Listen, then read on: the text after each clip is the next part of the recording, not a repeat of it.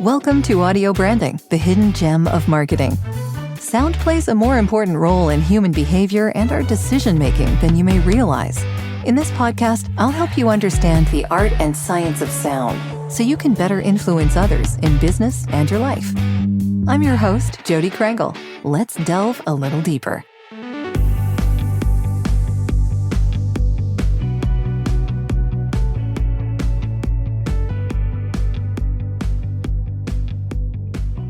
So what kinds of things could someone do as an artist that wouldn't be selling? Oh, just, having like I'm writing a song, give me ideas for this. Or again, like I'm having a sandwich on Tuesday, come join me. You can watch me eat lunch with my blah, blah, blah. Things that are just engaging with your fan base and people who love you, that you don't have to necessarily meet them. You can turn on your camera on your thing and be like, okay, here we are. We're watching the game together. I'm going to watch. I'm a huge fan of Michigan State. I'm going to watch them play in the Final Four. You can do those kind of things. And it's like, but you have to be a member and you have to have a token or you have to have a badge or a clip or whatever it is to get into this, you earn your way in or you can buy your way in. And again, like there's tiers. So I do think you should be able to buy your way in, but I also think you should be able to earn your way in. If you're a real super fan or fanatic of an artist, and support. I love it. Yeah, I mean, support is the big thing, right? Like those are the people that give word of mouth, and that's where you're going to get a lot. But as an artist, if you do something and sell it, like if somebody buys something, it goes directly to your wallet. It's a 15-second transaction thing, and if you're selling it for $100 or $2 or whatever, you don't have to wait. You don't have to get 3 million streams on Spotify and wait for 6 months to get a $17 check, when they owe you $5,000, Yeah, it's pretty crazy what's going on. And I agree with you that this whole demonetization of music has been insane. And I've seen it since Napster. So I think we're both of an age that we've seen it happen. The interesting thing about Napster was, they built this really cool community. Mm-hmm. And everyone had to upload their music to a server. Yeah. So they controlled the servers. And because the music business doesn't understand it and because it wasn't their thing, they killed it. So the people who had designed that software were like, okay, then let's just make every computer a server. And then Gnutella and LimeWire came out and it was like, it almost destroyed the industry, Yeah. They were able to take that technology and ring it back into like, well, let's just stream it to you now. We'll stream it to you back from our servers. Yeah. But then the artist paid the price on that. Totally. And now what you're suggesting then is them taking back a server and having it that they own it. So, yeah, that makes a lot of sense. That's it. And you can still use I'm not suggesting don't use the old system. You need to be outside the system on some levels and not try and work within it. You can work within it to like put your music on the digital streaming platforms, do your things, play a show, do all those things. But you want to create your own world that goes directly to your fan, and the fan connects directly to you digitally.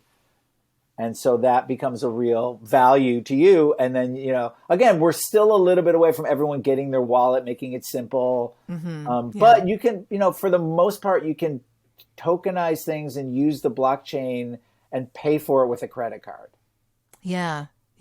So is this technically a brand then? Like an artist or a band has a brand and that they are the is brand. What people, yeah.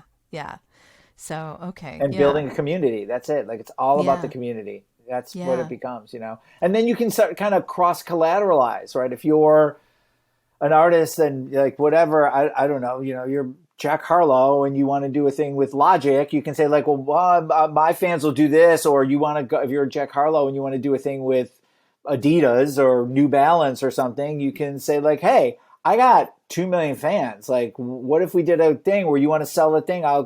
They can get a 20% discount, but I get, so you can start to work with your community and use them as like value and give value to your community, It's like being an influencer on YouTube. Well, it is exactly, but it's a little more controlled and you don't have to force anything. Like if you want to, you can, and you see who does it. You see who's interested in that, Yeah, yeah, I see. So did this all tie into your mission? Because we didn't actually really get to speak about that. I And I want to know. make sure I you know. get a chance to talk about No, that. it's okay. So I mean, my mission is like, I'm trying to, it's so big and like, it just, like I'm pushing this rock up the hill and I understand. And people, I always say like I'm living 5 years in the future and it's a little frustrating, but I get it. I'm not giving up on my vision. So for me, what I've been trying to work on just to simplify it is, the one element of the music world that I've been a part of for many decades is the music video. And I love the music video and I think it's great, but I think it's really staid and stale at this point. People make them all the time. And I guess it makes an artist feel cool to have a moving image to their song, but they're basically, well, you put it on, again, like you're putting it on one channel. Yes, people can watch it whenever they want, but they're not really doing anything with it. So I'm trying to create a platform where artists can make a music video and then that video becomes like an asset and it can get cut up almost like a puzzle. It gets cut up into different pieces and it can be created and recreated and those clips can be put together with other videos. And so you can make new videos and what those assets are, we're still working on the exact thing, but I think it's more of it becomes a part of your whole entourage of instruments, of things that you have as an artist. And the video is not just one thing. It maybe at the top is that one video, but then all the things that come out of it have value. And, the ability to start serializing and communicating with other videos and connecting them and using the AI of it all. So it's like trying to create a real valuable world within the video realm is something that I'm really focusing on right now. Okay. It's not like a no-brainer, but I think there's something here, and I know, and the people who make the videos, like I come from, production, the director and the director of photography and the production designer and the costume designer and, all the people, the editor, the special effects people, like they should all have a piece of that and not necessarily in a royalty way, but just in an asset of the video way that, becomes an intrinsic value that may eventually have value, financial value. The sound designer? The sound design. Yeah. I mean, there's not a ton of sound design in music video because a lot of times it's just the song. The song itself. Yeah. That's surprising to me, actually. I mean, it is a film that you're making, isn't it? Yeah, but sound design is a thing. Most people, that's not where they go with it. I'm not saying that they don't, but on most music videos, the audio track is just the track and they do the video and then, but sometimes you do have a voiceover or like you have a thing or like there's, dialogue but definitely sound design, of footsteps or something. I mean, sometimes coming from one side or something like that. I don't know. Yeah, but yes, the answer is yes. Everyone who works on it, craft service, PAs, sure. everyone who's they're all an important part of the actual finished product. They might not do specific things like the gaffer or the grip do certain things, and but everyone should have a piece that they get their day rate and they can get a token or an asset from the video. That now there's that there's proof and it's proof also, there's a really great little company called POAP, which stands for Proof of Attendance Protocol. Okay. And you can look it up. It's really easy it's a free app and you can download it, but like it kind of keeps track of where you go and what you do. And like, that's like, you should, it's almost like a digital receipt, Okay. Yep. And so there's, like you can get that for just being on the video and like it's not an expensive thing right now. Again, it's just where do you keep these things and what do you do with them? And sure. We're just not there yet. It's, if you're super savvy, it's easy, but. So is that like the most challenging part of this mission of yours that we're just not there yet? Correct. And explaining it to people. Yeah. And, using the terms, I've really tried to veer away from, tokens, NFTs, web chain or blockchain, Web3, people, they just hear it and they start to think scam or there's a thing. And so I'm trying to make it more like digital scrapbooks and clips from videos and, stems, because there's a whole other world I feel that's out there, which is, creating a really simple connection to the blockchain in your DAW, your digital audio workspace, so that anyone who's, any producer who's creating music can take their stems and make each stem a token. And then those tokens can come together. And so you can have a John Bonham kick drum and a Jimi Hendrix guitar thing and a, whatever, a Keith Emerson keyboard riff. But those estates can start having and then they can get co-writer credit, and those things can come together and create what is known as dynamic NFTs. And those in and of itself will have built-in smart contracts where you get a piece of the composition. And if that song gets used, then the royalties will get paid automatically, so it's all starting to happen. It's just everyone's scared of it, and it's still a little complicated, and there are no rules, and the powers that be are not interested in this at all. Like, of course not, because right now it benefits them to keep it the way it is, right? I mean, they're making millions and millions of dollars. Why would they want hundreds that to go of millions away? of dollars, they're still, and what do you see in the news all the time? Like, this artist sold their catalog for this much money. It's like, they're taking the money up front at this point. They're like, fine, just give me $300 million, give me $500 million. And then, but ultimately, what does that mean? Like, those artists, like, you're going to, like, every pharmaceutical company and every, cereal company is going to start using their songs, which to me, that wasn't why they wrote those songs. If they could make $200 million and not, sometimes it can be good, but it shouldn't be the whole reason that you created everything. So it's ultimately sell your catalog so that, well, Mentos someone is can still, use it as a thing, yeah, exactly. But someone is still making money on using those pieces of music. It may not be the artist anymore. Well, so yeah, there's a complicated business of sync and what that is. And most artists, it just becomes a publishing play, which is why they're buying their publishing, right? So, like Ozempic, like that was a band called Magic, or Pilot, I think, right? A band called Pilot from the UK that did that song called Magic. Oh, it's magic, right? Yeah. And it was a great song. I have that. I love that song. Yeah, it's a beautiful song. But they sold it to Ozempic, so they recreated it, right? They got the rights to use it and recreated it, and it sounds almost exactly like it. They've redone it. Like, I hear Stevie Wonder songs, and you can tell when someone's got a lot of money. I remember, I think it was last year, Google did a campaign, and they had the original Stevie Wonder version of "We Can Work It Out," which is like, so now you're paying Stevie Wonder for a master license to do that song, and you're paying McCartney and Lennon for the writing of the song. So I'm guessing that was a solid 7-figure thing. But when you're Google, you're like, yeah, we'll pay $8 million. We don't care, know. Wow. See, this is where I see big companies making a huge mistake. Every time I see this, and all the conversations I've had on this podcast alone lead me to believe that you need to own your audio assets. You need to own them. That way, no one else can do the same thing that you do, and it's synonymous with your company. Why would you want to buy a song that already has to do with something else and then try and relate it? I'll explain to you why. They're trying to tap into the familiarity so that totally. So that when you're watching that, you're like, oh, I love Stevie Wonder and I love the Beatles. All that, and so I know what it was, but maybe younger kids like, this isn't, what is it? Shazam this, what is it? That's what they're just trying to get you to engage with the brand, And I totally get that, and I understand that they're riding the coattails of the wonder that is that song, which I love, and a lot of people love. The problem becomes that if anyone has enough money, they can use the same song. Yeah. Right? Oh, no, and they do. I see it. I'm like, wait, what does that do to your brand? branding?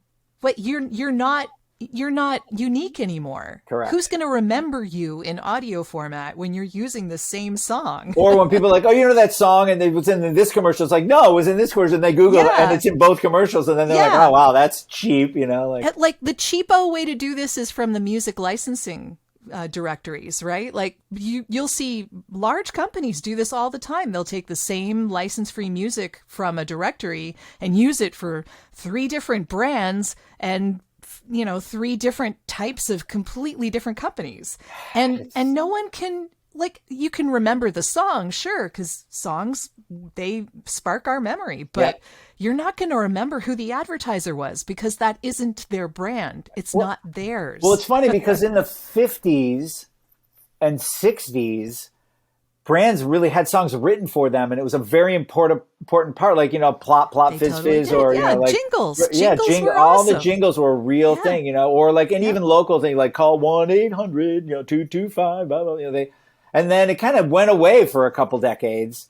And now it's like everyone has an audio brand. Everyone has an audio tick. Every brand has like a. I wish they did, Randy. I really wish they did. Almost everyone does, like, well, certainly every insurance company was, like the Good Neighbor, State Farm is there, Liberty, Live. Everyone's got their thing, like dun, dun, dun, dun. Sure. Intel has their, like, everyone knows that a tag is really important. An audio tag is important. So they're all trying to do that, Yes. The brand is much bigger than that, though, right? Oh, if you've, absolutely. I know you know. Yeah, but yeah, so when you're talking about creating a fully functional audio brand, you're not just talking about a sonic logo, which is great. It's great to have that.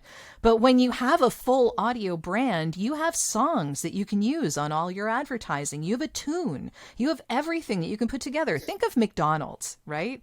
I mean, when they first made that song, this is really early days as far as like, sonic branding and audio branding is concerned. But Justin Timberlake was the one who had that song, right?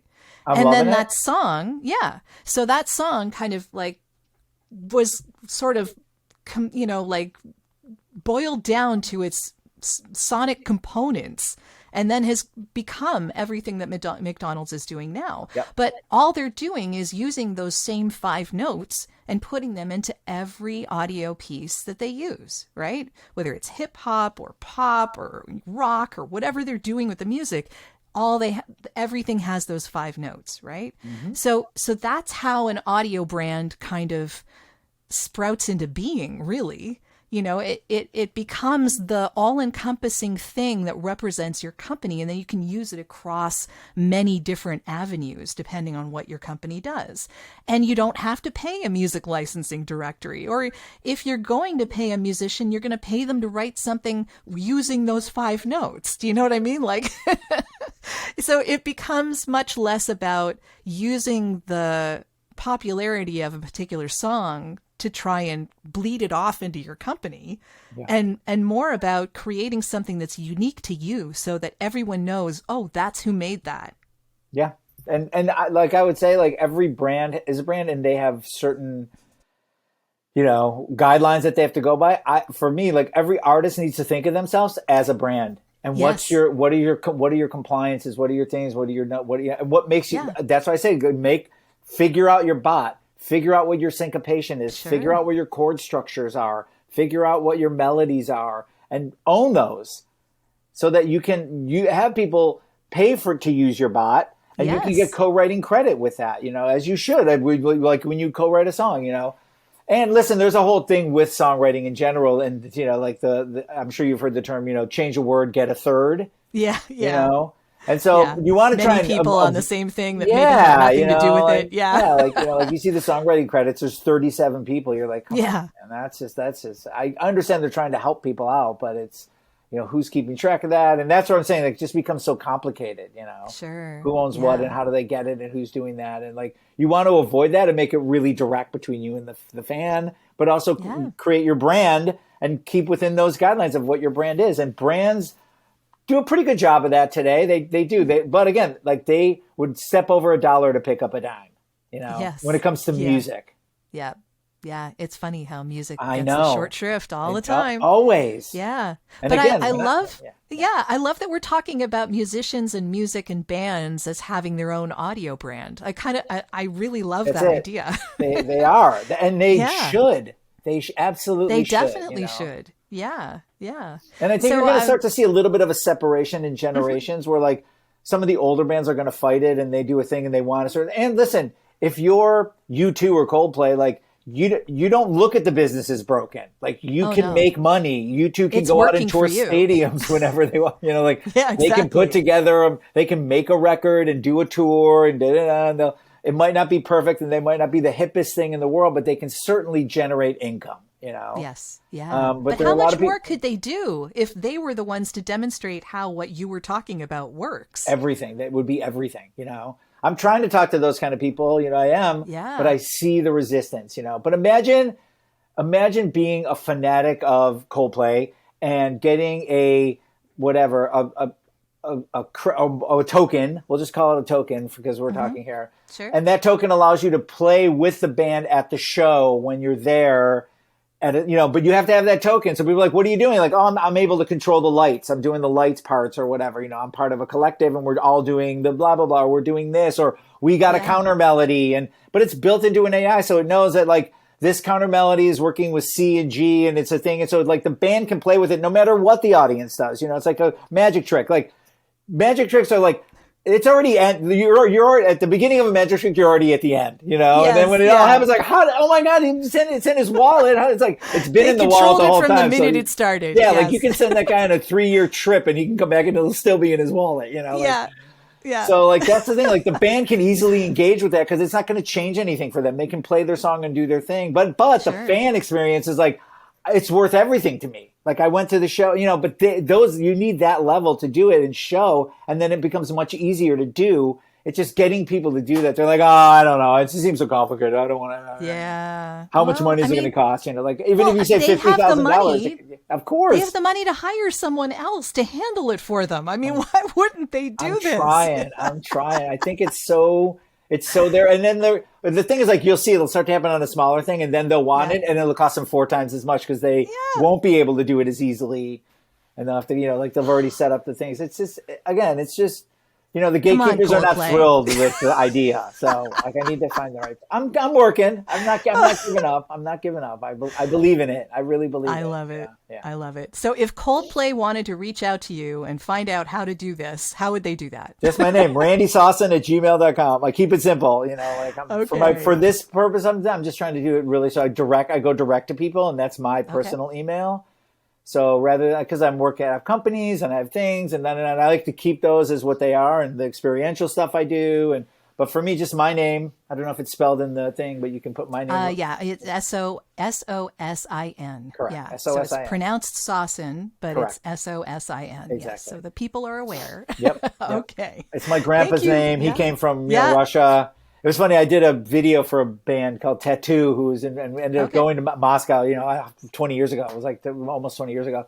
And it was still difficult then, but I remember you had to get a visa and you could only be there for a certain amount of days and they'd let you into and I remember landing at the airport and putting my passport and the guy was like, he pronounced it Shushin. He goes, Shushin. It's Russian, and I'm like, I don't know. I grew up in Michigan. I'm from the United States. He's like, Russian. I'm like, okay, Okay. I'm like, okay. You're there. You'll take it. Just don't arrest me. Just yeah. It was funny that I did a job at the World Cup, and people were talking. Oh, I'm going to do this. I'm going to do that. I'm like, you're going to a monarchy. Like, if they don't want you to leave, you won't leave. Yeah. And there's nothing the government can do. Like, just be smart. Yes. Yeah. Keep your head down. Don't do anything stupid. Say yes. And you'll come home. Exactly. That's what I went. I worked. I had fun. I saw them play soccer and came home. Exactly. There you go. Yes, that's the way to do it. Yeah. Okay. Well, thank you so much, Jodi. Thank you so much for having me. I really appreciate it. I hope it was good. It was wonderful. Yes, and I look forward to letting musicians hear what you have to say about this because I think it's really. I'm here to help. I want to help. I'm happy. I'm right now. I can help you. I have time. So, okay. Get at Good to know. Yeah. Thank you so much. Thanks, Jodi. Well, that's the end of this episode. Thanks for listening. And if you like what you heard, why not tell a friend about this podcast? It's available in all the usual locations. Until next time.